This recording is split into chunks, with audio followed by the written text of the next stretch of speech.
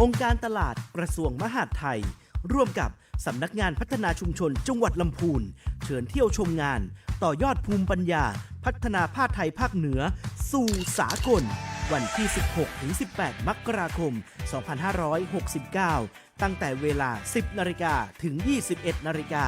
ณองค์การตลาดกระทรวงมหาดไทยสาขาลำพูนกาดป่าเหวตำบลอุโมงค์อำเภอเมืองลำพูนจังหวัดลำพูนชมนิทรรศการแสดงความอาลัยสมเด็จพระพันปีหลวงนิทรรศการผ้าไทยการแสดงศิลปะทางวัฒนธรรมสนับสนุนสินค้าเกษตรและของดีชุมชนผักปลอดสารอาหารปลอดภัยจากกลุ่มเกษตรกรสินค้าอุปโภคบริโภคสินค้าแปรรูปลำใหญ่การออกร้านฟู้ดทรัคและร้านค้าอื่นๆอีกมากมายพิเศษกับกิจกรรมลุ้นรางวัลช่วงนาทีทองและรับคูปองชิมช็อปฟรีภายในงานการไม่ได้ 16 มกราคม เวลา 16 นาฬิกาเป็นต้นไป พิธีเปิดโครงการ โดยรัฐมนตรีช่วยว่าการกระทรวงมหาดไทย 17 มกราคม เวลา 10 นาฬิกา รับการอบรมสร้างอาชีพ งานประดิษฐ์จากเศษผ้า ฟรี 16 นาฬิกา 30 นาที สนุกสนานกับการแข่งขันส้มตำลำลีลาเด็ด เวลา 18 นาฬิกา การแสดงโฟกซองอ้ายอ่วมก้านกล้วย 18 มกราคม เวลา 10 นาฬิกา อบรมสร้างอาชีพ การจัดสวนแคคตัสฟรี เวลา 18 นาฬิกา การแสดงโฟกซองวงข้าวจี และเวลา 19 นาฬิกา ชมการประกวดเทพีดวงดีผ้าไทย องค์การตลาดกระทรวงมหาดไทย ต่อยอดให้เกิดรายได้ต่อชุมชน ผู้ประกอบการค้าขาย ประชาชนอยู่ดีกินดี แล้วพบกันที่องค์การตลาดสาขาลำพูนกาดป่าเหว วันที่ 16-18 มกราคม 2569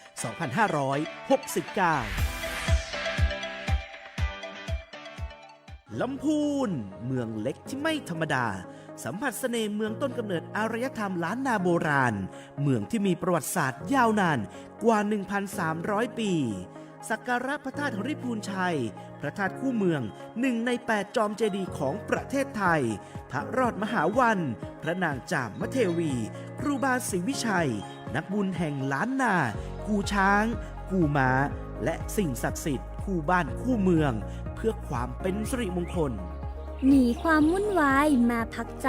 ที่ลำพูนเชิญมาสัมผัสวิถีชีวิต Slow Life เมืองที่โอบล้อมด้วยธรรมชาติและวัฒนธรรมอันงดงามดื่มด่ำบรรยากาศสบายไม่เร่งรีบผ่อนคลายกับการเดินป่าท่องเที่ยวอุทยานดอยขุนตาลน้ำตกก้อหลวงทุ่งกิ๊กแล้วมาพูนของงามๆอันเรื่องชื่อผ้าไหมยกดอกลำพูนผ้าตีนจกหลงลีผ้าฝ้ายผ้าบาติกมัดย้อมและผ้าทอกระเหรี่ยงที่ขึ้นชื่อมาลำของกินมาพูนของงามที่ลำพูนเมืองแห่งความสุข เมืองเศรษฐกิจสร้างสรรค์บนความพอเพียงติดตามข้อมูลเพิ่มเติมได้ที่ www.lampoon.go.th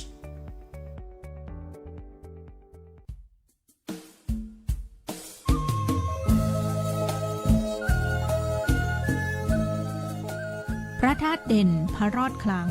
ลำไยดังกระเทียมดีประเพณีงามจามเทวีศรีหริพุนชัยท่านกำลังฟังสถานีวิทยุกระจายเสียงแห่งประเทศไทยจังหวัดลำพูนสำนักประชาสัมพันธ์เขต 3 กรมประชาสัมพันธ์ส่งกระจายเสียงในระบบ FM Stereo Multiplex ความถี่ 95 เมกะเฮิรตซ์จากอาคารเลขที่ 113 หมู่ที่ 10 ตำบลบ้านกลางอำเภอเมืองจังหวัดลำพูนจากนี้ไปสถานีเชิญท่านรับฟังรายการมองลำพูนค่ะ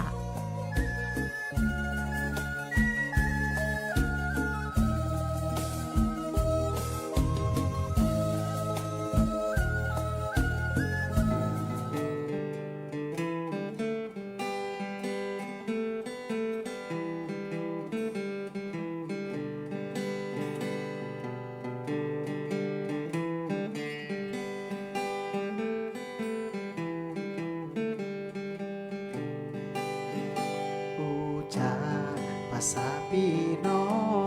งกับรายการมองละปูนปูจาภาษายองกับรายการมองละปูนละปูนเป็นของหมู่เฮา มีเรื่องราวที่น่าสนใจ จะบอกกล่าวให้พี่น้องเอาไว้ เป็นที่เข้าใจกันทุกที่ทุกคน มีปัญหาเฮาจะช่วยแบ่งปันคือหมู่พี่น้องมาร่วมคิดร่วมกัน มาร่วมสร้างสรรค์เมืองละปูนปูจาภาษาพี่น้อง สวัสดีค่ะ ดิฉันวาสินีนันทขว้างชาวเหนือค่ะ รองอัยการจังหวัดคุ้มครองสิทธิ์ค่ะ ครับปฐมพงษ์ทองรวยครับนิติกรปฏิบัติการครับ ค่ะวันนี้นะคะ รายการมองลำพูนนะคะ ครับ ผ่านทางความคิดเห็นผ่านทางการให้ความรู้นะคะของอัยการคุ้มครองสิทธิ์และช่วยเหลือทางกฎหมายและการบังคับคดีจังหวัดลำพูนค่ะ วันนี้เรามาที่นี่เนาะ อ่า เป็นครั้งแรกในปีนี้ ใช่ ใช่ เพราะว่ารอบที่แล้วเรามาเป็นเทป เป็นคลิปเอาเป็น ถ่ายคลิป เป็นเทปเป็นเทปตาย เป็นเทปอะชลาภาพมากเล ฉ ย ลา นะ ดสุด เป็นคลิปนะถ่ายคลิปกันเองนะ ครับ DIY แบบว่าให้ความรู้ตอนวันสิ้นปีพอดีเนาะวันนั้นนะ เสียงอาจจะดูไม่ค่อยดีวันนี้มาตัวเป็น ตัวเป็นๆ มาถึงที่คราวที่แล้วเราให้ความรู้เรื่องอะไรนะ กฎหมายใหม่ กฎหมายใหม่เรื่องการคุกคามทางเพศ คุกคามทางเพ นะ ศ คะ ก็อย่าไปแซวใครเนาะ ครับ เลื่อยเปื่อย เดี๋ยวเขา ครับ ไม่พอใจเราเขาไปแจ้งความนะ ทุกวันนี้ก็ต้องบอกว่าขออนุญาตคุกคามทางเพศหน่อยนะครับ ไม่ขออนุญาตแซวนิดนึงนะ ครับ ได้ไหมถามเขาก่อนเนาะ ครับ แต่วันนี้นะคะเราก็มีเรื่องมาให้ความรู้อีกแล้วนะคะ แน่นอน ซึ่ง รา เป็นเรื่องที่แบบทุกวันได้ข่าวทุกวัน ช่วงนี้ ออกรายการทีวี อ ทุ อก ก ราย วัน การนะคะแล้วส่วนใหญ่ก็จะเป็นคุณพี่ที่มีครอบครัวแล้วเนาะเป็นทหารใช่ไหม ครับ หลอกเมียว่าไปรบว่ะ อ่ะ แต่จริงๆไปมีความรักใหม่กับคนอื่นอย่างนี้ หรือว่า แต่มันลึกลับซับซ้อนกว่านั้นไง ลึกลับ เพราะว่า ซับซ้อน ฝั่งนั้นเขาก็มีเหมือนกัน อีลุงตุงนางไปหมดเลย อ่า เนี่ยเราก็เลยจะมาให้ความรู้นะคะ เรื่องว่าถ้าคนที่เขามีครอบครัวแล้ว แต่งงานแล้วเนี่ยเขามีคนที่มาเป็นชู้เป็นกิ๊กแสดงออกเปิดเผยว่าเขาเป็นอีกคนหนึ่งของแฟนเราเนี่ยเรามีสิทธิ์อะไรบ้างอย่างนี้ดีกว่าเนาะ เพราะช่วงนี้ก็นอกจากจะเคลียร์ทหารนี้แล้วยังมีโหอีกคนหนึ่ง มีคุณครูด้วยคุณครูสาว คุณครูอีกคนหนึ่ง กับทหารเนี่ย เหมือนกัน โอ้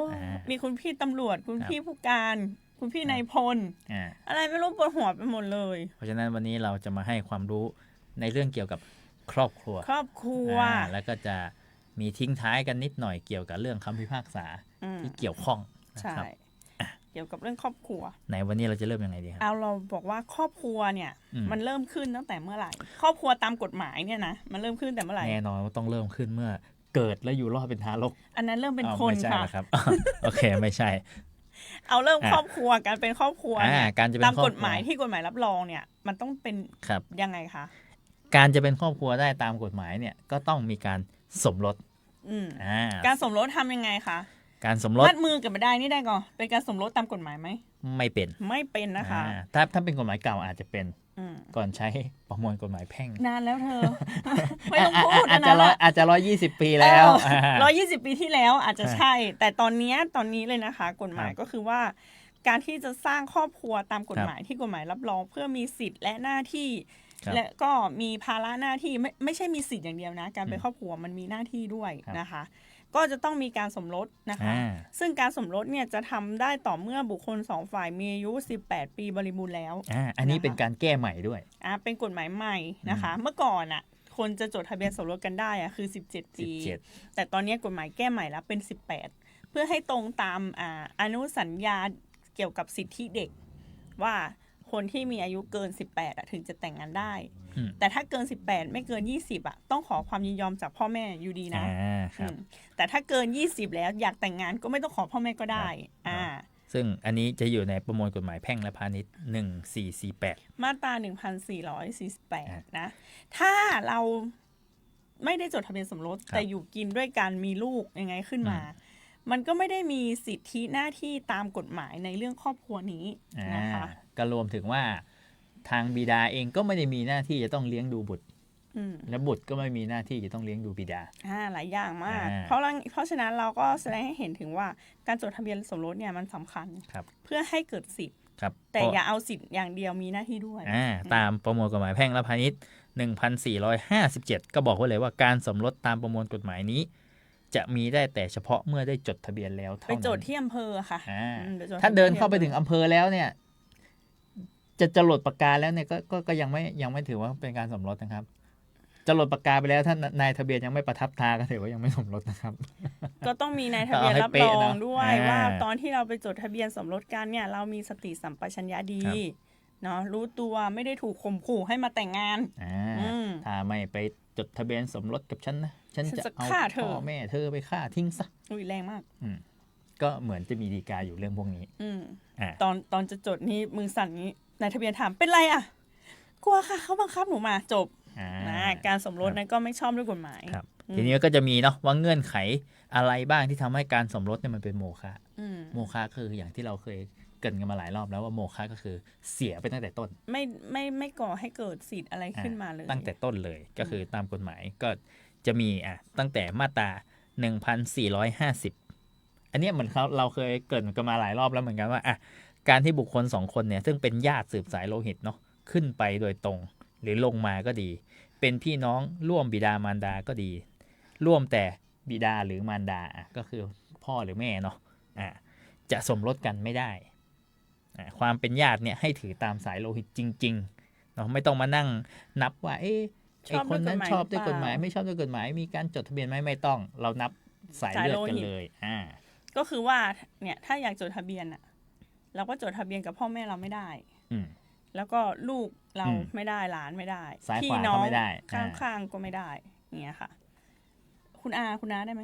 คุณน้าได้อยู่ เพราะว่าเขาถือว่าห่างนิดนึงแต่ในทางชีววิทยานี่ก็อาจจะทำให้เด็กอาจจะพิการได้ถ้ามีลูกก็อาจจะเสี่ยงว่าอาจจะเกิดภาวะพิการเหมือนไงดาวพระศุกร์ไงใช่ไหมแต่งงานกับคุณบ้างอะไรบ้างเนี่ยไม่ผิดกฎหมายนะไม่ได้ดูเอาไม่ได้ดูหรอไม่ได้ดูตอนเด็กเธอดูอะไรดูเจ้าขุนทอง เอาเธอไม่ดูละครเหรอต่อไปก็จะเป็นมาตรา 1451 ผู้รับบุตรบุญธรรมกับบุตรบุญธรรมจะสมรสกันไม่ได้แต่มาตรานี้จะพิเศษนิดนึงก็คือ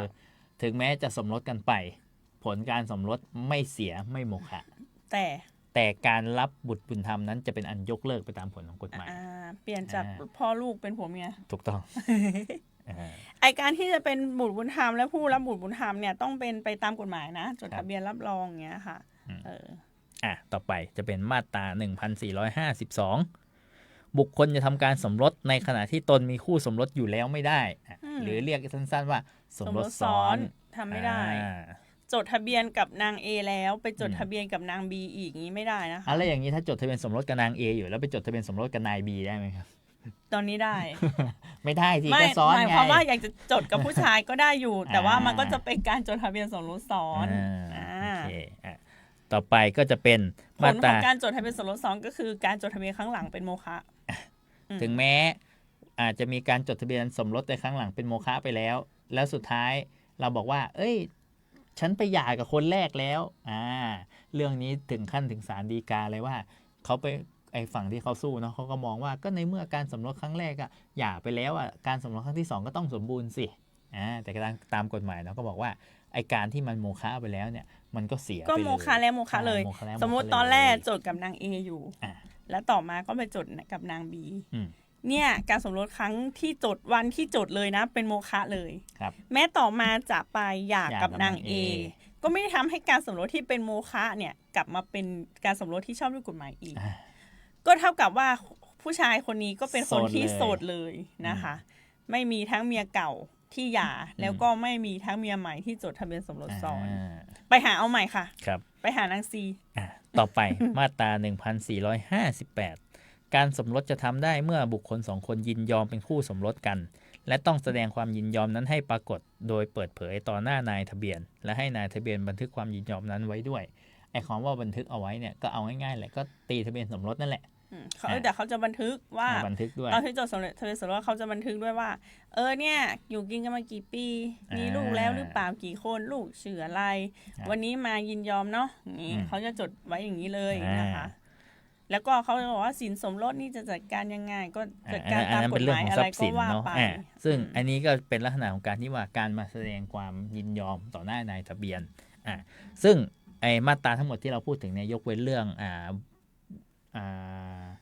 บุตรบุญธรรมเนาะก็จะเป็นเรื่องการสมรสเป็นโมฆะทั้งหมดเลยเพียงแต่ว่าจะมีในมาตรา 1495 จะบอกว่าไอ้การฝ่าฝืนพวกเนี้ยจะมีแค่มาตรา 1452 ซึ่งเป็นการสมรสซ้อนเท่านั้นที่จะเป็นโมฆะทันทีที่จดทะเบียนเลยศาลไม่ต้องสั่งส่วนที่เหลือเนี่ยถึงแม้มันจะเป็นโมฆะแต่ถ้าศาลไม่สั่งก็ยังคงสมบูรณ์อยู่ก็ต้องไปร้องขอศาลสั่งให้การสมรสนั้นเป็นโมฆะนะคะเป็นการโมฆะแบบครึ่งกลางๆก็ยังคงเอาง่ายๆก็ยังใช้ได้แหละจนกว่าจะไปร้องต่อศาลขอให้การสมรสนั้นเป็นโมฆะใช่แต่ถ้าสมมติเราจะไปจดทะเบียนเนี่ยเราโดนขู่ให้ไปอย่างเงี้ยนะเราก็บอกนายทะเบียนเลยตอนจะจดน่ะโดนขู่มาค่ะไม่ต้องกลัวหรอกนายทะเบียนเขาก็ไม่จดให้ใช่ดีการนี้ผมจำได้เลยว่ามันเป็นลักษณะของการที่ว่าตัวผู้หญิงรวยมากก็เลยโดนข่มขู่ให้ไปจดทะเบียนสมรสต่อไปทีนี้พ้นการจดทะเบียนแล้วประทับตาปุ๊บได้ใบสมรสโชว์สมมติเราจดทะเบียนโดยชอบด้วยกฎหมายทำตามกฎหมายหมดอายุเกิน18แล้วความยินยอมของเราไม่มีคู่สมรสมาก่อนคนที่แต่งงานกับเราไม่ได้เป็นพ่อแม่พี่น้องลูกไม่ได้เป็นพ่อแม่พี่น้องลูกทายาทเราเนี่ยมันก็สมบูรณ์มันก็จะเกิดความสัมพันธ์ทางส่วนตัวก็ต้องมีความสัมพันธ์ที่สามีภรรยาอะไรก็ว่ากันไปแล้วแต่คู่แล้วแต่คนนอกนั้นก็จะมีความสัมพันธ์ในทางทรัพย์สินด้วยนะคะก็จะเกิดสินส่วนตัวกับสินสมรสขึ้นมาอีกนะคะแล้วก็จะเกิดหน้าที่ด้วยนะคะก็ต้องดูแลการฉันสามีภรรยาอุปการะกันเองด้วยนะแล้วก็ถ้ามีลูกต้องช่วยกันอุปการะลูกด้วยนะซึ่งตัวนี้กำหนดไว้เลยในมาตรา 1461 ก็บอกว่าคู่สมรสต้องอยู่กินด้วยกันฉันคู่สมรสเอาง่ายๆว่าถ้าเกิดจดทะเบียนสมรสเสร็จแล้วแยกกันอยู่ถ้าไม่ได้เป็นเรื่องของความที่ว่าอาจจะต่างคนต่างทำงานเนาะแต่ว่าแบบไม่ได้มีเจตนาจะอยู่กินด้วยกันเลยเนี่ยจริงๆเขาก็มองว่าอันนี้เป็นการสมรสที่ไม่ชอบเหมือนกันนะเพราะไม่ได้มีเจตนาจะอยู่กินกันไงแต่งกันจะเอาสิทธิ์ใช่เอาสิทธิ์ราชการอย่างเงี้ยว่าอยากจะใช้สิทธิ์รักษาพยาบาลสิทธิ์นู่นสิทธิ์นี่อย่างเงี้ยอันนี้เขาก็จะมองว่าเป็นการไม่ได้มีเจตนาสมรสกันจริงก็เป็นโมฆะอยู่ดีอาจจะแบบว่าอยากจะนวดไงอยากจะนวดเบิกหลวงได้อะไรอย่างเงี้ยเบิกบ่อยใช่ไหมก็เลยไปจดทะเบียนสมรสเนาะแล้วก็คู่สมรสต้องช่วยเหลืออุปการะเลี้ยงดูกันตามความสามารถและฐานะของตนซึ่งตรงเนี้ยเดี๋ยวมันจะไปพันกับที่เราคุยกันว่าเราไปอุปการะหญิงอื่นนะอุปการะชายอื่นชายอื่นหญิงอื่นอย่างเงี้ยก็จะเป็นข้อกฎหมายเนาะว่าเขาบอกว่าคู่สมรสต้องอุปการะช่วยเหลือกันคุณจะไปอุปการะคนอื่นเนี่ยไม่ได้ก็ไม่ได้สิเงินที่ได้มาระหว่างสมรสมันเป็นสินสมรสเธอจะไปอุปการะคนอื่นได้ไงก็เป็นเรื่องอีกเรื่องหนึ่งค่อยว่ากันทีนี้นะครับก็เมื่อกี้มันก็จะมีเรื่องทรัพย์สินเนาะที่ว่าพอจดทะเบียนสมรสกันปุ๊บเนี่ยก็มีเรื่องทรัพย์สินเกิดขึ้นทันทีเลยซึ่งไอการทรัพย์สินเนี่ยจริงๆเขาสามารถตกลงกันได้นะว่าก่อนหน้านี้เรามีอะไรบ้างเราสามารถบันทึกเอาไว้ได้ซึ่งตามกฎหมายบอกว่าถ้าไม่ได้ทำการบันทึกเอาไว้ความสัมพันธ์ระหว่างคู่สมรสในเรื่องของทรัพย์สินเนี่ยให้ใช้บทบัญญัติของประมวลกฎหมายนี้กฎหมายเขียนไว้แล้วเขียนไว้แหละก็คือเขียนไว้หมดเลยเนาะแล้วก็ถ้าไม่ได้จดแจ้งข้อตกลงนี้ไว้ในทะเบียนสมรสเนาะหรือว่าไม่ได้ทำเป็นหนังสือแนบท้ายไว้แล้วมีการจดไว้ว่ามีหนังสือแนบท้ายนะแม็กติดไว้เฉยไม่ได้นะอันนี้ก็คือใช้ไม่ได้เหมือนกันก็ถือว่าเป็นโมฆะทีนี้เกิดละสินสมรสสินส่วนตัวเกิดขึ้นละทีนี้เราก็จะมาดูกันว่าแล้วสินสมรสคืออะไรสินส่วนตัวคืออะไรอย่างนี้เอาสินส่วนตัวไปเลี้ยงเมียน้อยได้ไหมนะก็เป็นเอาสินส่วนตัวไงเมื่อกี้บอกว่าเอาสินสมรสก็ได้อยู่แต่เธอเลี้ยงเมียน้อยไม่ได้ก็จะไปเข้าอีกเรื่องนึงใช่เอาสินส่วนตัวไปให้คนอื่นได้แต่ไปเลี้ยงเมียน้อยไม่ได้แต่อาจจะโดนฟ้องชู้ได้ซึ่งตรงนี้เอาไปให้คนอื่นหมายถึงเอาไปให้ลูกให้พ่อแม่ตัวเองอย่างเงี้ยได้แต่เอาไปเลี้ยงผู้หญิงอื่นไม่ได้แต่ถ้าเป็นผู้หญิงอื่นแล้วแต่ไม่ใช่เมียน้อยได้ไหมเป็นใครใครไม่รู้ไม่ได้ดิเป็นเพื่อนไม่ได้เพื่อนสินส่วนตัวนะคะเป็นทรัพย์สินที่มีอยู่ก่อนจดทะเบียนสมรสนะคะหรือก็ทรัพย์สินที่ใช้สอยส่วนตัวเครื่องแต่งกายเครื่องประดับที่ ตามฐานะนะคะ ตามฐานะ หรือเครื่องมือเครื่องใช้ในการประกอบอาชีพนะคะ เครื่องเพชรเต็มคอเลย ก็รวยทำไมอ่า ก็เป็นสินส่วนตัว ก็ดูตามฐานานุรูป อ่า จะมาบอกว่าอันนี้เป็นเครื่องประดับ แต่ว่าที่บ้านอาจจะอยู่บ้านธรรมดาทั่วไปแต่บอกเครื่องประดับที่คอนี่ราคา5 ล้านบาท อันนี้เป็นของส่วนตัวของฉัน ก็ไม่ส่วนตัวนั้นนะ อันนี้ไม่ได้เนาะมันต้องอยู่ที่ฐานานุรูป ค่ะ แล้วก็เป็นทรัพย์ที่ได้มาระหว่างสมรสนะคะ โดยการรับมรดกหรือการให้โดยเสน่หา อืม นะคะ อันนี้เป็นสินส่วนตัว ครับ สมมุติว่าพ่อตายสมมุติ แล้วก็มีมรดกมาถึงตัวภรรยาอย่างเงี้ยอย่างเงี้ยเป็นสินส่วนตัวแล้วก็อีกอันหนึ่งก็คือของมั่นก็คือทรัพย์สินที่ให้ไว้นะคะก่อนสมรสเพื่อจะไปจดทะเบียนสมรสอันนี้ถึงจะเป็นการมั่นที่ชอบด้วยกฎหมายนะคะ การมั่นคือการทำสัญญากันอย่างหนึ่ง ว่าตกลงจะไปสมรสกัน ว่าตกลงจะไปจดทะเบียนสมรสกันถ้าให้ของมั่นไว้แล้วบอกว่าเดี๋ยวจะจัดงานแต่งงานเฉยๆอย่างนี้ไม่ใช่นะต้องบอกว่าจะไปสมรสโดยจดทะเบียนสมรสเนี่ยแล้วหลักการของสินส่วนตัวเนี่ยก็ยังมีมาตรา 1472 บอกไว้อีกว่าแล้วถ้าเกิดเป็นสินส่วนตัวมาเนี่ยแต่แล้วมีการแลกเปลี่ยนกันแลกเปลี่ยนอย่างเช่นตอนแรกอาจจะเมื่อกี้รับมรดกพ่อมาเนาะเป็นที่นาโหไม่มีราคาเลยมีราคาแหละแต่แบบไม่ได้ทำนาไม่เอาอาจจะไม่อยากเก็บทำธุรกิจอยู่เงี้ยก็เอาไปขายทิ้งเลยพอขายทิ้งเสร็จปุ๊บก็ได้เงินซื้อคอนโดได้เงินมา10 ล้านซื้อคอนโดซื้อคอนโดเลยย่านสีลมพอป่ะไปทำไมพอป่ะเสร็จปุ๊บเขาก็มองว่าอันเนี้ยมันคือทรัพย์สินที่มีการแลกเปลี่ยนหรือซื้อทรัพย์สินอื่นมาเนาะก็เป็นเรื่องลักษณะของการที่มาแทนที่กันฉะนั้นถึงแม้จะซื้อภายหลังการสมรสทรัพย์สินนี้ก็ยังเป็นสินส่วนตัวซึ่งสามารถเอาคนอื่นไปอยู่ได้ไหมนะก็จะไปได้ยังไงเธอจะเอาใครเข้าไปอยู่ก็ไม่ได้อีกแล้วเอาออกให้เช่าได้อยู่เราต้องปูพื้นไปหน่อยนึงเดี๋ยวเราจะได้ไปพูดถึงเรื่องฟงชูเอาออกให้เช่าได้แต่ให้อยู่ให้ใครมาอยู่เลยอย่างเงี้ยไม่ได้หรอกซึ่งกฎหมายบอกว่าตามมาตรา 1473 ก็สินส่วนตัวของคู่สมรสฝ่ายใดฝ่ายนั้นก็มีหน้าที่จัดการใช่ถามว่าอีกฝ่ายจัดการได้ไหมก็จัดได้แหละแต่คือก็มาถามก่อนอยากจะจัดการก็ต้องมาถามเจ้าของเขาก่อนเนาะจะไปอยู่ๆจะเอาสินส่วนตัวไปให้คนอื่นเช่าอย่างเงี้ยฉันก็ต้องมาถามฉันก่อนนี่มันของฉันนะต่อสินสมรสคืออะไรสินสมรสก็คือทรัพย์สินที่ได้มาในระหว่างสมรสหลังจดทะเบียนสมรสหลังจดทะเบียนสมรสเป็นต้นไปเนี่ยได้อะไรมาระหว่างนั้นนะเป็นสินสมรสหมดเงินเดือนก็เป็นสินสมรสได้เมียน้อยมาระหว่างหลังสมรสไม่ได้เมียน้อยไม่ถือเป็นสินสมรสไม่เป็นหรือฝ่ายใดฝ่ายหนึ่งได้มาระหว่างสมรสโดยพินัยกรรมหรือเป็นหนังสือเมื่อพินัยกรรมระบุให้ว่าเป็นสินสมรสหรือตอนเขาให้เขาก็ระบุแหละว่าให้เป็นสินสมรสเนี่ยก็ถือว่าเป็นการให้เป็นการให้โดยเป็นสินสมรสครับแต่ถ้าไม่ได้ระบุอยู่ๆพ่อตายแล้วได้ที่นามาอันนี้เป็นสินส่วนตัวแล้วก็ดอกผลของสินส่วนตัวอย่างเช่นเมื่อกี้เราบอกว่าเรามีคอนโดไปปล่อยเช่าค่าเช่าเนี่ยเป็นสินสมรสใช่แต่ไอคอนโดเมื่อกี้แลกเปลี่ยนมาเป็นสินส่วนตัวฉะนั้นก็เลยไม่ต้องเถียงกันปกติก็เราก็จะเห็นข่าวที่บอกว่าเนี่ยก็ฉันสร้างของฉันมาคนเดียวเธอจดทะเบียนแล้วก็อยู่เลี้ยงลูกที่บ้านไม่ได้ช่วยทำมาหากินซะหน่อยไปก็ไปแต่ตัวนี่ก็ไม่ได้นะไม่ได้เพราะในทางกฎหมายก็ถือว่าหาได้มาเนี่ยก็ถือว่าเป็นสินสมรสหมดจะมาบอกว่าไปแต่ตัวไม่ได้เธอเลี้ยงแต่ลูกก็ไม่ได้ใช่ถ้าเธอจะใช้เทคนิคนั้นคืออะไรเธอต้องไม่จดทะเบียนสมรสเยอะแล้วเธอต้องไม่มีทะเบียนสมรสเธอถึงจะพูดว่าอยากไปก็ไปแต่ตัวงานการก็ไม่ได้ทำอยู่บ้านเฉยๆเล่นๆอย่างเดียวอันนี้เป็นการใส่อินเนอร์ลงไปในการเป็นพลังของทะเบียนสมรสไงเขาเรียกพลังของทะเบียนสมรสบอกแล้วว่ามันมีประโยชน์อย่างบางเคสเนาะที่ไปร้านมาปรึกษาเราก็บางทีคู่สมรสเขาก็อยากจะหย่ากันแหละแต่เขาก็แบบจ่ายเงินมาละกันเพราะว่าอิสรภาพมันมีราคาเสมออย่างนี้ก็แล้วแต่สิก็จำเป็นน่ะก็มันไม่มีเหตุเนาะทีนี้ไหนๆก็พูดถึงมันจะมีอีกวรรคท้ายอยู่นิดนึงบอกว่าแล้วถ้าสงสัยสินสมรสไหมนะอันนี้ใช่หรือเปล่านะเอาเงินเข้าบัญชีไปแล้วปนกันมั่วซั่วเลยกฎหมายบอกเลยคิดไม่ออกสันนิษฐานไว้ก่อนเลยว่าเป็นสินสมรสค่ะนะครับแล้วนี้เราก็จะมาพูดถึงเรื่องว่า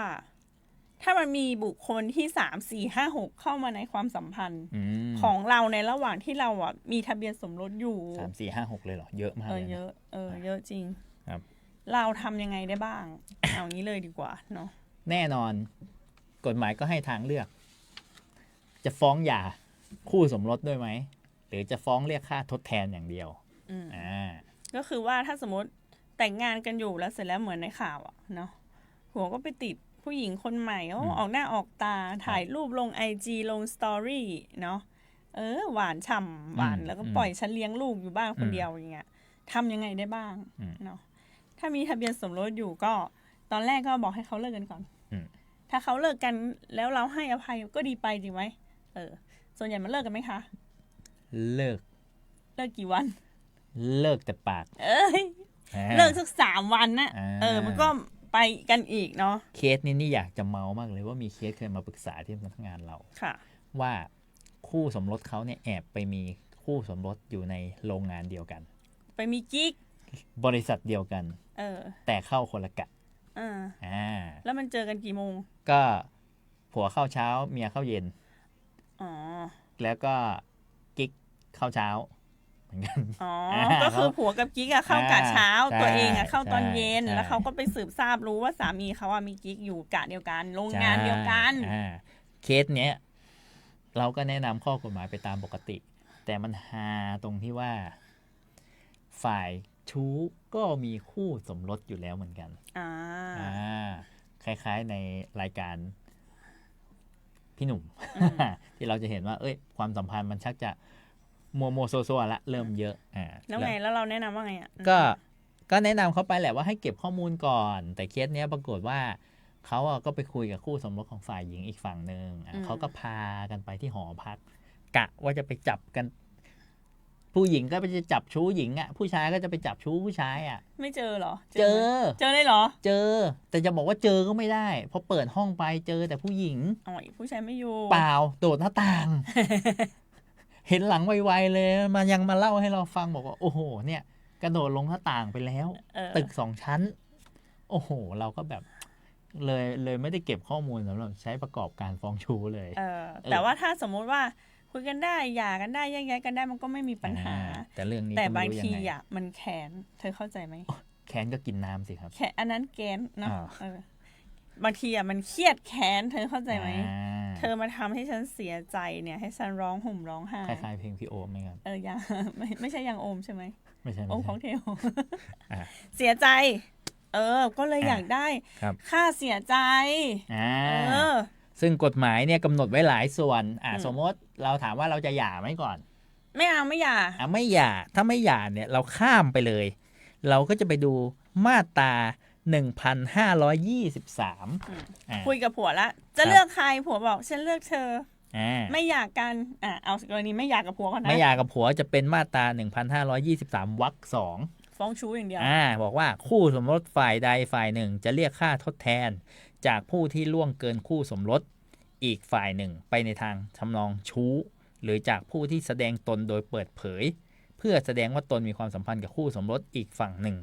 ในทำนองชู้ก็ได้ซึ่งมาตรานี้วรรคนี้เขาจะบอกเลยว่าไม่จำเป็นต้องฟ้องหย่าคู่สมรสไม่ต้องหย่ากับผัวค่ะแต่เอาเงินจากอีนางชู้ค่ะก็ฟ้องมันไปแต่เราต้องมีพยานหลักฐานนะว่าเขาล่วงเกินกันในทางชู้สาวแสดงตนโดยเปิดเผยว่ามีความสัมพันธ์ในทำนองชู้สาวกับคู่สมรสของเราโอ้ยเดี๋ยวนี้ถ้ามันเงียบนี่นะไม่มีใครรู้หรอกใช่มันรู้เพราะอะไรเพราะมันลงโซเชียลเราต้องบอกว่าเคสนี้เนี่ยเวลาให้คำปรึกษาชาวบ้านตอนมาเขาจะบอกเลยว่าอุ้ยเขาปิดเงียบเลยค่ะเขาไม่เคยแสดงตัวเลยแต่รู้คุณพี่รู้ได้ไงถ้าเขาปิดเงียบรู้ไหมครับว่าทางเราแนะนำว่าอะไรว่าเราแนะนำว่าจำไว้นะครับว่าเบอร์2จะอยากเป็นเบอร์1เสมอใช่ เดี๋ยวก็เปิดเผยตัวเองนั่นแหละอยู่ไปสักพักเดี๋ยวก็สะกิดมาเองอุ้ยใครมาส่องสตอรี่เรานะสตอรี่ทำไมไม่คุ้นเลยคนนี้เป็นใครกันนะลงรูป IG มีแอคเคาท์หลุมนะไปหาดูมีแน่นอนถ่ายรูปคู่การลงไปออกกำลังกายวิ่งด้วยกันเอาลงเนี่ยอันนั้นนะใช่หมดเก็บไว้ให้หมดค่ะเห็น นาฬิกาแบบเล็ดเล็ดเล็ดมานิดนึงเห็นรองเท้าหลุดมานิดนึงเนี่ย เห็นมือที่มีสีเล็บ มันตึงมี เนาะ เนาะ แล้วถ้าสมมุติว่าเขาเปิดเผยแบบนั้นมันต้องมีคนอื่นรู้เห็น ฮะ ถ้าเขาบอกได้เงียบแซบงี้นะมันต้องมีพยานหลักฐานอย่างนี้ต้องเก็บไว้ให้หมดพวกแชทที่คุยกันก็ดีถ้าคนที่เขาไม่ระมัดระวังพวกนี้ดีกว่า อย่าใช้คำว่าไม่ระมัดระวัง เขาเรียกว่าอยากจะเปิดเผยตัว เอาหมายถึงอีตัวผัวน่ะกลับบ้านก็แบบลืมลบอะไรทำนองนี้อย่างที่พี่นมบอกไว้ว่าอยู่ในอะไรนะ อยู่ในแชทอะไรสักอย่างไลน์เอาเนี่ยมันไม่ได้เป็นแชทนะเธอ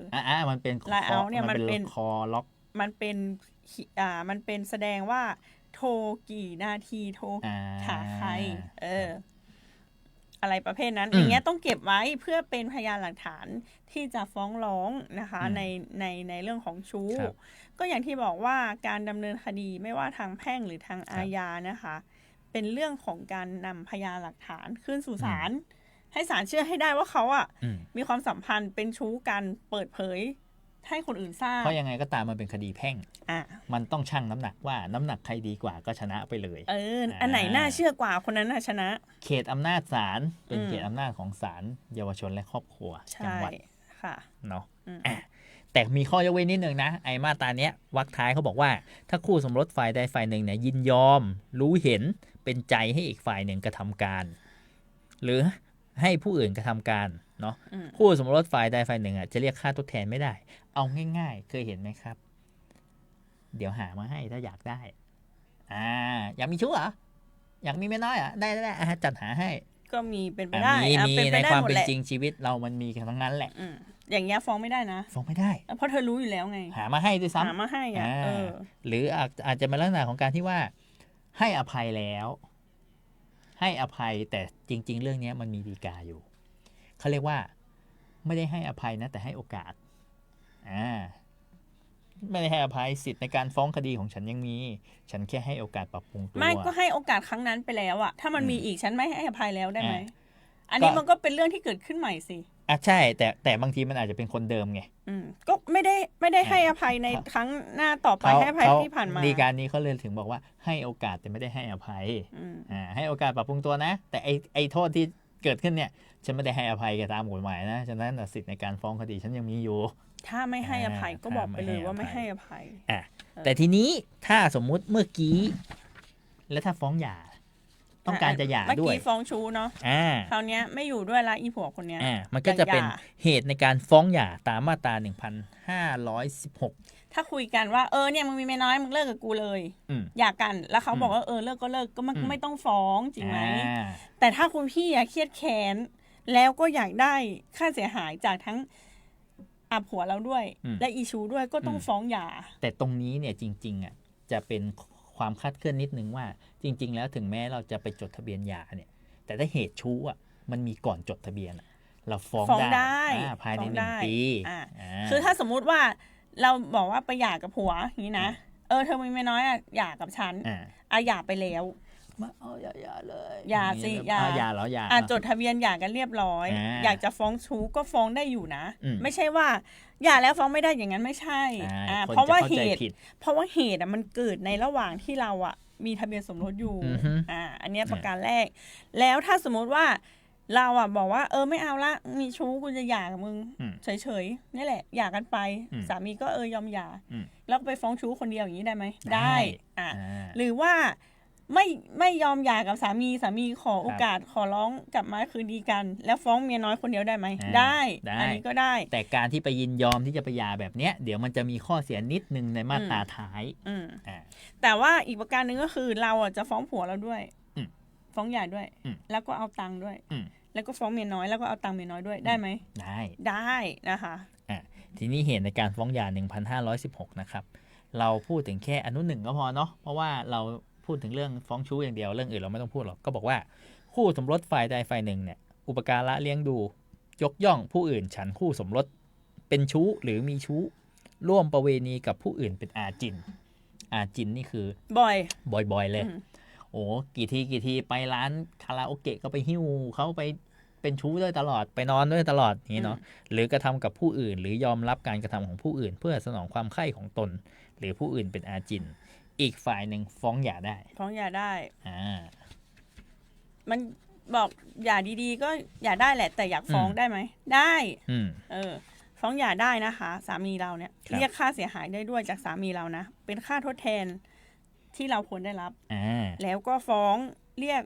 ค่าทดแทนจากชู้ได้ด้วยในทางกฎหมายเนี่ยไอ้ที่เราได้จากฝ่ายคู่สมรสเนี่ยเขาเรียกว่าค่าเลี้ยงชีพซึ่งตรงนี้จะกำหนดไว้ในมาตรา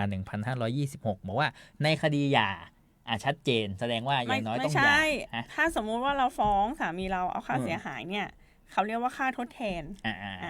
แต่ว่าถ้าสมมุติว่าการหย่าระหว่างเรากับสามีเราเนี่ยทำให้เราจนลง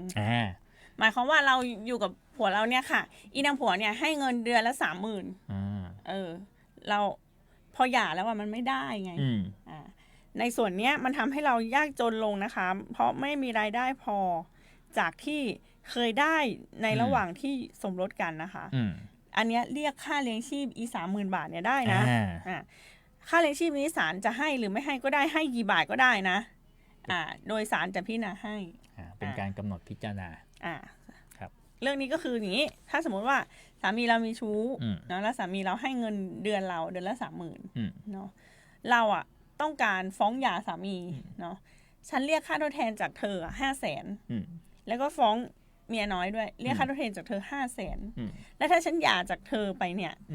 ไอ้เงิน 30,000 บาทเนี่ยฉันจะไม่ได้แล้วจริงไหมฉันก็ขอเงินค่าเลี้ยงชีพนี้ด้วยเดือนละ 30,000 บาทต่อไปเรื่อยๆแต่สิทธิ์เรียกร้องนี้นะคะเป็นอันสิ้นสุดถ้าไม่ได้ฟ้องหรือฟ้องแย้งในคดีหย่าก็คือจะเอาต้องฟ้องเลยต้องฟ้องให้หมดจะมาขอฟ้องหย่าไม่ได้เรียกค่าทดแทนฟ้องเรียกค่าทดแทนฟ้องเรียกค่าเลี้ยงชีพซึ่งค่าเลี้ยงชีพนี้ศาลอาจจะกำหนดให้เหลือเดือนละ 10,000 ก็ได้ 15,000 20,000 ก็แล้วแต่ที่ศาลจะกำหนดให้ก็ถ้าค่าเลี้ยงชีพนี้จะได้รับไปเรื่อยๆนะแต่ถ้าวันไหนแต่งงานใหม่จดทะเบียนสมรสกับคนใหม่ไม่ได้แล้วนะคะค่าเลี้ยงชีพเพราะฉะนั้นแน่นอนคู่สมรสใหม่เราก็ต้องไม่จดก็ได้ ก็ใช้สิทธิ์ต่อไปดูไม่ค่อยสุจริตแต่มันเป็นสิทธิ์มันก็มีสิทธิ์ไอ้เคสเนี้ยเอาจริงๆก็แทบไม่เคยเห็นเลยไอ้ค่าเลี้ยงชีพเนี่ยเพราะว่าเอาจริงๆมันก็คงพิสูจน์ยากเนาะว่าจนลงอย่างไรก็พิสูจน์ได้นะถ้าจะเอาแต่ก็คืออาจจะมีประเภทแบบว่าก่อนที่จะสมรสกันแล้วมาอยู่ด้วยกันที่ต่างจังหวัดเนี่ยฉันทำงานอยู่บริษัทในกรุงเทพฉันนี่มีรายได้เดือนละ 80,000 บาทแต่ฉันต้องมาเป็นแม่บ้านให้เธออะไรอย่างเงี้ยอันเนี้ยแน่นอนชัดเจนถ้าอยากพิสูจน์พิสูจน์ได้ถ้ามันเป็นเรื่องจริงมันพิสูจน์ได้อยู่แล้วแต่อาจจะไม่ค่อยมีการแบบเขาไม่ค่อยเรียกกันเนาะตรงนี้ยังไงเราจะลากยาวให้จบเลยไหมโอ้ยเธออีก15 นาทีงั้นเราจะพักทำไมเราลากไปเลยเราไม่ต้องพักกันแล้วทีนี้มันก็จะมีเนาะหลักเกณฑ์แล้วศาลจะกำหนดให้ยังไงไอ้เรื่องค่าสินไหมทดแทนค่าอะไรพวกเนี้ยค่าทดแทนที่ได้จากชู้เนี่ยฟ้องผัวไป50 ล้านเมียน้อยอีก100 ล้านศาลจะให้ขนาดนั้นไหมตายตั้งแต่ค่าธรรมเนียมศาลแล้วฟ้องคดีกันเนี่ยไม่ใช่ฟรีนะคะถ้าฟ้องคดีแพ่งเนี่ยเสียค่าธรรมเนียมศาลด้วยนะต้องมีตังค์นะแม็กที่300,000ไหมหรือแม็กที่100,000นะจำไม่ได้เลยไม่รู้จำไม่ได้เหมือนกันปกติไม่ค่อยฟ้องคดีแพ่งก็คือของทุนทรัพย์ใช่ถ้าฟ้องผัว50 ล้านก็คูณเข้าไปสิ200ต้องเสียเป็นค่าขึ้นศาลนะคะแต่ถ้าสมมุติว่าเราฟ้องแล้วเรียกค่าเสียหายศาลเขาจะพิจารณาจากว่าอาชีพการงานฐานะทางสังคมการศึกษาของทุกฝ่ายทั้งทางสามีภรรยาและชู้ด้วยนะคะการศึกษาเป็นอย่างไรเขาอับอายไหมอาจจะแบบเรียนนิติศาสตร์รู้ข้อกฎหมายจะบวชพระก็ไม่เหมาะเดี๋ยวไม่ได้ก็ไม่ได้ก็คือเป็นผู้ที่แบบมีความรู้ความสามารถเป็นที่เคารพยกย่องเอาง่ายๆเหมือนเคสที่ออกรายการก็เป็นครูเนาะอย่างเงี้ยเขาก็จะมองว่ามันเป็นบุคคลที่จริงๆควรจะต้องมีเรื่องจริยธรรมในจิตใจถ้าเป็นบุคคลมีชื่อเสียงสถานะทางสังคมสูงก็อาจจะได้รับค่าทดแทนสูง4-5 ล้านมีเคสอย่างนี้เนี่ยเหมือนจะมีพวกน้องๆทนายก็เล่าให้ฟังนะว่าอย่างถ้าเกิด ฝ่ายใดฝ่ายหนึ่งอาจจะเป็นข้าราชการอยู่แล้วเนี่ย คือเหมือนจะยืนพื้นไว้ก่อนเลย 300,000 แต่เรียก ก็ค่าธรรมเนียมมันถูกไงเธอ ยืนพื้นก็ยืนพื้น 300,000 ไว้ น่ะ ก่อนเลยไง แต่ก็คือแน่นอน ก็คือว่าถ้าเรียกค่าทดแทนอ่ะ300,000อ่ะ อืม มันเสียค่าขึ้นศาล 1,000 1,000 เดียว แต่ถ้าเกินจาก300,000เนี่ยต้องคิด1/2ไง ก็เลย ก็ยืนพื้นไว้ก่อนที่ ใช่ 300,000 ประกอบอาชีพอะไรเนาะมีความนับเป็นที่ยกย่องของสังคมไหมก็อย่างที่บอกว่าบางเคสสมมุติว่าเป็นนักการเมืองเนี่ย ยิ่งเป็นนักการเมืองระดับประเทศระดับจังหวัดเนี่ย อันนี้ก็จะได้รับความเสียหายเพิ่มขึ้น ก็โหดูสิยาคนนั้นน่ะ มันเป็นชู้ของนักการเมืองคนนู้น โอ้แรงมาก ของรมตคนนั้นคน โอ้ นี้ แรงไปอีก อันนี้ก็จะเสียเยอะ แล้วก็เขาก็จะพิจารณาจากพฤติกรรมด้วยว่า อืม อุกอาจขนาดไหน เหมือนนักร้องท่านหนึ่งที่เราเห็นในข่าวเคสนั้นโดนไปเท่าไหร่นะ4 ล้าน 4 ล้าน อืม ความรุนแรงก็ความนับหน้าถือตาเป็นที่รู้จักในสังคมประกอบอาชีพอะไรรายได้เป็นอย่างไร อืม ฟ้องไป50 ล้าน ขายลูกชิ้นปิ้ง โอเค หรือเคสที่มาปรึกษาเราจริงๆ ก็คือ อยากฟ้องเป็นแสนเลย อืม เป็นหมอนวด ก็ไม่แน่เขาอาจจะ เขาอาจจะมีรายได้แหละ รายได้เยอะก็ได้ ก็แล้วแต่ ก็เป็นเรื่องที่ คือเวลา ศล เรา กำหน จะ ด ฟ้องใครเนี่ย มันต้องดูความเหมาะสมด้วย อืม ไม่ใช่ฟ้องเอาแบบ อื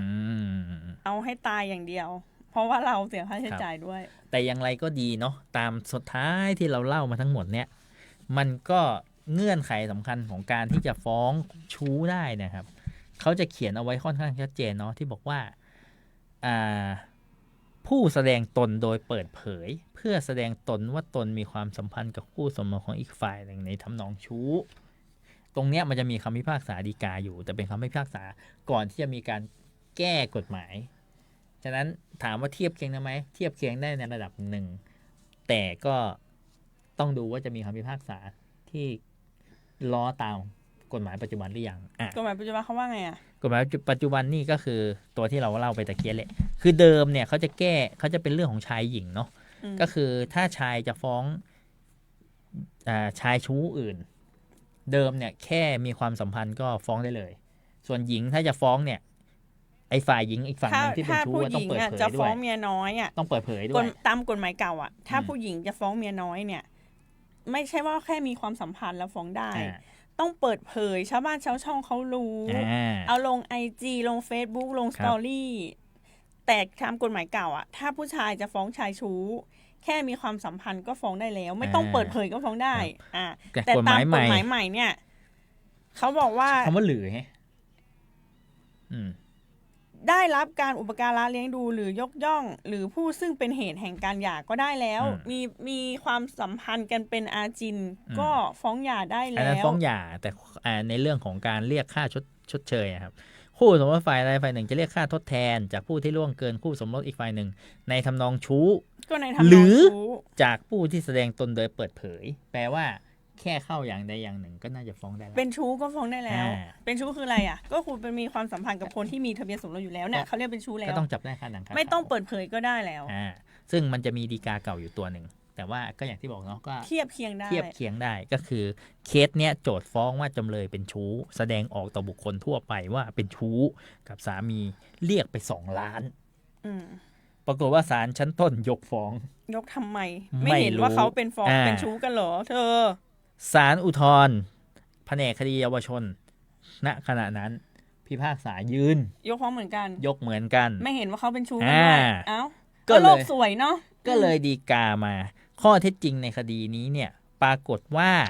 เอาแค่สาระสำคัญเนาะ อืม เขาบอกมาเลยว่า แม้กฎหมายจะให้สิทธิ์ภรรยาโดยชอบ เรียกเอากับชู้โดยไม่ต้องฟ้องหย่าสามีของตน แต่ข้อเท็จจริงเนี่ยมันจะต้องปรากฏชัดว่า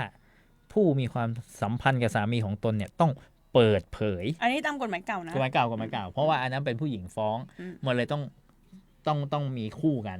อันเดิมมันต้องคู่กันปุ๊บแม้จะมีชู้แต่ไม่เปิดเผยเคสนั้นเนาะก็คือแม้จำเลยจะยอมรับยอมรับด้วยนะ ว่ามีความสัมพันธ์ชู้สาวกับสามีโจทย์ก็จริง แต่ก็ไม่ได้ยอมรับว่าอยู่ในฐานะภรรยาอีกคนของสามีโจทย์ไม่สืบพยานบุคคลที่รู้เห็นความสัมพันธ์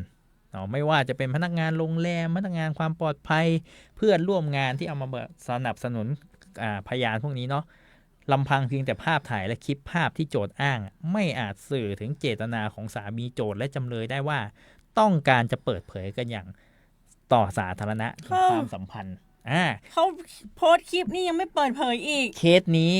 การเผยแพร่ภาพและคลิปเกิดจากการที่โจทก์เอง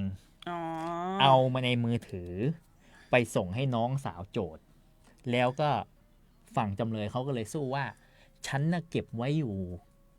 ไม่เคยเอาไปเปิดเผยที่ไหนเลยถ้าเขาเปิดเองเข้าใช่เรื่องนี้สุดท้ายเมื่อการเผยแพร่เนี้ยภาพการมีเพศสัมพันธ์ของจำเลยกับตัวสามีโจทก์เนี่ยไปยังน้องสาวของจำเลยเนี่ยทางไลน์ก็เป็นเพียงการเผยแพร่ในสังคมและไม่ใช่เป็นกรณีที่เปิดเผยว่ามีความสัมพันธ์เอาง่ายๆก็คือส่งเองนั่นแหละตัวผู้หญิงที่เป็นชู้เขาไม่ได้ส่งคือว่าถ้าจะบอกเปิดเผยเนี่ยอีตัวผัวเรากับอีชู้เนี่ยต้องเป็นคนเปิดเผยใช่ไม่ใช่เราไปเปิดเผยใช่เพราะเขามีเจตนาจะปกปิดอันนี้ตามกฎหมายเก่านะกฎหมายเก่านะครับกฎหมายเก่าการกระทำดังกล่าวจะเป็นความสัมพันธ์ระหว่างบุคคล2ฝ่ายที่ต้องการจะปกปิดลักลอบกันในที่ลับแม้จะละเมิดสิทธิ์ของครอบครัวโจทก์ผู้เป็นภรรยาแต่จำเลยก็ไม่ได้แสดงออกโดยเปิดเผยว่ามีความสัมพันธ์กับสามีโจทก์จึงไม่อาจเรียกค่าทดแทนจากจำเลยได้ยกฟ้องสรุปว่ายกทั้ง3ศาลสรุปคือเป็นชู้นะแต่เรียกค่าเสียหายไม่ได้เพราะเขาไม่ได้แสดงตัวเปิดเผยว่าเป็นเมียอีกคนนึงเพราะเขาแอบลักกินขโมยกินลักลอบกันใช่แต่อันนี้เป็นก่อนแก้กฎหมายปัจจุบันถ้าเปลี่ยนจากชู้ที่เป็นผู้หญิงเป็นชู้เป็นผู้ชายโดนเลยถ้าเป็นผู้ชายมีภรรยาไปมีชู้เป็นผู้ชายโดนเลยไม่ต้องเปิดเผยโดนเลยถ้าฎีกานี้เป็นผู้ชายฟ้องอันนี้น่าจะโดนทั้ง3ศาลโดนเลยทั้ง3ศาลแต่ว่ามันจะแสดงให้เห็นถึงความไม่เท่าเทียมกันใช่ก็เลยต้องมีการแก้กฎหมายใช่เขาก็เลยแก้กฎหมายว่าต่อไปนี้ไม่ว่าเธอจะเป็นผู้หญิงผู้ชายผู้หญิงผู้ชายอะไรก็แล้วแต่ผู้หญิงจะเป็นผู้หญิงผู้อะไรก็อะไรก็ตามทุกเพศถ้าจดทะเบียนสมรสกันแล้วคุณไปมีชู้ไม่ว่าชู้คุณจะเป็นเพศไหนคุณผิดแล้วคุณถูกฟ้องชู้และเรียกค่าเสียหายได้กฎหมายใช้คำว่าหรือแล้วได้เลยเพราะฉะนั้นแค่มีชู้ถ้าเขามีหลักฐานเพียงพอเขาเรียกได้เลยหรือถึงแม้จะไม่ได้คือจับไม่ได้ว่าไม่มีความสัมพันธ์กันแต่แสดงออกว่าเนี่ยพาควงแขนไปออกงานก็แสดงตัวเป็นภรรยาอีกคนแสดงตัวเป็นสามีอีกคนแสดงตัวเป็นคู่สมรสอีกฝ่ายหนึ่งอันเนี้ยถ้าตามข้อกฎหมายเนี่ยก็เรียกว่าเรียกค่าทดแทนได้แล้วแต่ถามว่ามีแนวคำพิพากษาหรือยังใครก็ได้ช่วยสู้ถึงศาลฎีกาให้ที อยากเห็นเหมือนกันว่าถ้าเกิดเป็นคำพิพากษาใหม่จะไปสุดที่ตรงไหนเพราะว่าบางทีเนาะคำพิพากษาที่ก่อนการแก้กฎหมายเนี่ยมันจะมาอ้างอิง 100% มันก็ไม่ได้มันจะต้องมีบรรทัดฐานใหม่ใครจะตกแต่ในความเห็นก็คิดว่าได้หมดเดี๋ยวนี้นะเนาะเพราะเราดูตามตัวบทก็ต้องถามว่าใครจะเป็นผู้ทดลอง ใครจะเป็นผู้เปิดกฎหมายใหม่เหมือนนักร้องท่านหนึ่ง ที่เราคุยกันสัปดาห์แรกใช่เนาะก็เลยถ้าสมมุติทุกคนดูข่าวตอนเนี้ยเนาะมันก็จะมีเนี่ยแบบเนี้ยโดนหมดแล้วที่เราเห็นข่าวเราจะเห็นเลยว่าทหารท่านนั้นก็คือโดนปลดออกจากราชการเขาว่างั้นนะก็จริงๆเนี่ยในลักษณะของการที่ถ้ามีคู่สมรสจดทะเบียนถูกต้องเนาะสำหรับข้าราชการไม่ว่าจะเป็นฝั่งชู้ฝั่งเป็นชู้วินัยร้ายแรงมีแต่ปลดออกกับไล่ออกเท่านั้นเพราะฉะนั้นแล้วอันตรายมากเคลียร์ไม่ได้ก็ตามนั้นออกจากราชการไปขายอย่างอื่นเนาะไม่มีเบากว่านั้นด้วยไม่มีมีชู้เหรองั้นลดเงินเดือนละกันไม่มีครับไล่ออกเท่านั้นน่ากลัวมากโดยเฉพาะถ้าเป็นครูบาอาจารย์จะค่อนข้างซีเรียสในเรื่องนี้อาจจะเข้าใจว่าอาจจะอยู่ในประมวลจริยธรรมเขาหรือเปล่ามันมีทุกอันเนี่ยค่ะอยู่ในประมวลจริยธรรมของทุกคนอยู่แล้วค่ะ สำหรับข้าราชการเนาะโอเควันนี้ก็เมาฉ่ำไม่พักด้วยไม่มีพักมันติดลมพักไม่ได้ ก็วันนี้นะคะก็ ฝากความรู้ไว้เพียงเท่านี้ใครมีทะเบียนสมรสนะคะ ก็ใช้พลังทะเบียนสมรสซะถ้ามีปัญหาใช้ได้แน่นอนนะคะ ถ้าใครที่ยังไม่มีทะเบียนสมรสนะไปจดทะเบียนสมรสไม่ต้องกลัวหรอกโอ้มันจะเป็นหนี้กันนี่โอ้มันไม่ขนาดนั้นไปดูในแอปพลิเคชันเนี่ยเขาที่โซเชียลเนี่ยเขาบอกกันนะว่าพอมีข่าวโหคนนั้นปุ๊บเนี่ยเขาจับสามีไปจดทะเบียนสมรสเลยเลิศดีมากอาชีพเดียวกันด้วย เขากลัวนะคะแล้วถ้าทุกท่านนะคะท่านไหนมีข้อสงสัยในเรื่องกฎหมายนะคะหรือว่าต้องการคำปรึกษานะคะหรือต้องการคุ้มครองสิทธิ์ทางศาลนะคะสามารถปรึกษาทางสำนักงานในการคุ้มครองสิทธิ์และช่วยเหลือทางกฎหมายและการพักคดีจังหวัดลำพูนได้นะคะทุกวันจันทร์ถึงวันเสาร์ในเวลาราชการ 8:30 ถึง 4:30 นะคะหยุดวันอาทิตย์วันเดียววันอาทิตย์ไม่ต้องมานะคะแล้วหยุดพักเที่ยงเลยครับเราพักเที่ยงกินข้าวเราหยุดอยู่นะคะบางทีก็กินข้าวแป๊บหนึ่ง ค่ะแล้วก็มาติดต่อได้สำนักงานเราเนาะอยู่ข้างกับที่ว่าการอำเภอเมืองลำพูนตรงข้ามวัฒนธรรมจังหวัดลำพูนค่ะสำนักงานเราหลังคาสีแดงนะคะเพื่อนเราเป็นสีน้ำเงินหมดนะบางทีก็มีคนมาแจ้งตายที่เราก็งงกัน ค่ะวันนี้ก็ฝากไว้เท่านี้นะคะขอบพระคุณค่ะ